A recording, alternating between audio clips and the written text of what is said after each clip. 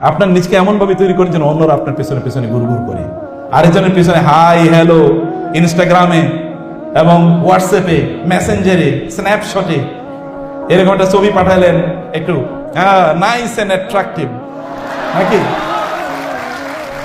আছে না? যে আপনারা এমন চরিত্র, এমন যোগ্যতা নির্মাণ করেন যে মেয়ের বাবারা আপনাদের পেছনে পেছনে ঘুরবে যে বাবা আমার মেয়েটার একটু বিয়ে করো না, অথবা মেয়েরা আপনাদেরকে প্রপোজ করবে তুমি আমারে বিয়ে করো। যারা শেষের দিকে আছেন, 4th বা 5th সেমিস্টারে আছেন, তাড়াতাড়ি বিয়ে করে ফেলেন, এটা হাই টাইম। বুঝতে পেরেছেন? এই জন্য বিয়ে করবেন, তখন আপনার কি হবে, আপনার কনসেন্ট্রেশন বাড়বে। যখন আপনি বুড়া তখন বিয়ে করে লাভ কি? তখন তো আপনার বিয়ে করে কোনো প্রয়োজন নাই।